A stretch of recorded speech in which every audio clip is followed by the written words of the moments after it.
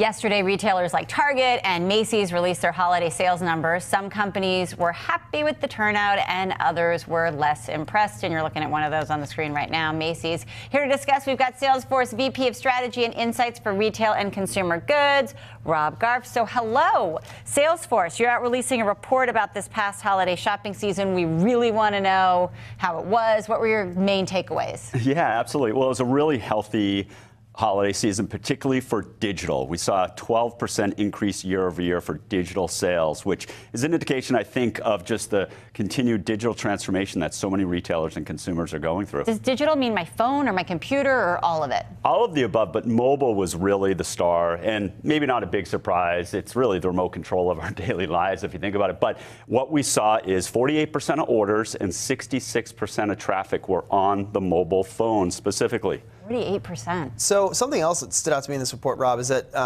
social referrals to e-commerce, I don't know exactly how that number is, up 22%, but that 93% of that was from Facebook and Instagram. And we've talked so much about the demise of Facebook, the stock price, all that, but it just seems like those two platforms own social media when it comes to actually converting, seeing something into a sale. That's right. I mean, people use it for inspiration and discovery, but what's happening is they're clicking through and actually purchasing on retailer sites. They haven't quite cracked the code with in-app purchases just yet, but the referral traffic continues to increase, as you saw over the holidays. Yeah, so you think about Instagram, there's so much basically products that only exist on Instagram, and they I don't know if they're real or not, or the company's real or not. So ideally, they would want you to never have to leave Instagram, right? That's the idea. So what's happening is, from the beginning of time, retail was about pulling the consumer to their property. What's happening increasingly, it's about pushing the brand to where the consumers are. And that's in Instagram, it's in messaging platforms, it's on marketplaces. So it's really putting a whole new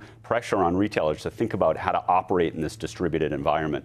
But for retailers that can do that well, though, I mean, how important is it necessarily to have a brick and mortar presence to go along with that digital platform, though? Because they don't necessarily operate independently of each other, because a lot of times people might look at things online and then go on, in store and try them out. So how important is both kind of blending together? Are you seeing them blend together? Absolutely, yeah. So it's not a zero-sum game. We certainly see plenty of people plotting each other against one another, but it's about a unified experience for the consumers. As you mentioned, we often start our shopping experience online, but at the end of the day, still about 90% of transactions are happening in the physical store. We're anticipating a tremendous store transformation over the next 12 to 24 months. Retailers and even digitally native brands looking to rethink what their physical footprint should look like. It's so funny. So we recently had a Peloton president in, and they're expanding their stores. They're doubling them in the next 12 months.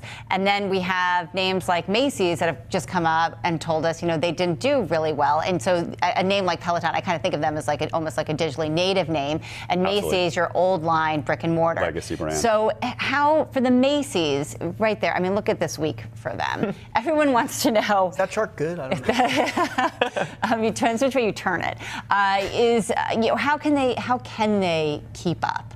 I mean, what can these old brick and mortar companies do to get to be in the game?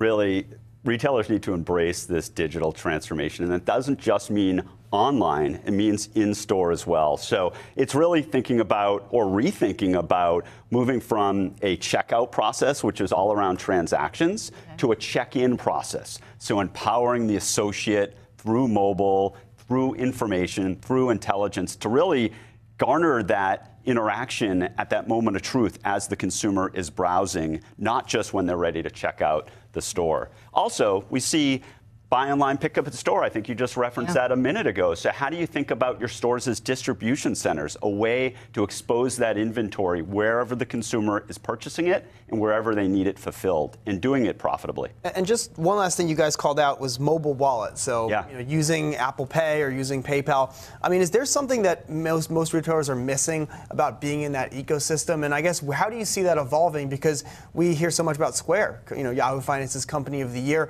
trying to unify payments, I guess. And does it feel like retailers don't appreciate how big of a difference it is if they were, just making the checkout process easier? Because I know sometimes I'm like, oh, I gotta go to the site. I gotta put in my credit card number again. My address again. Why is my thumbprint not good enough?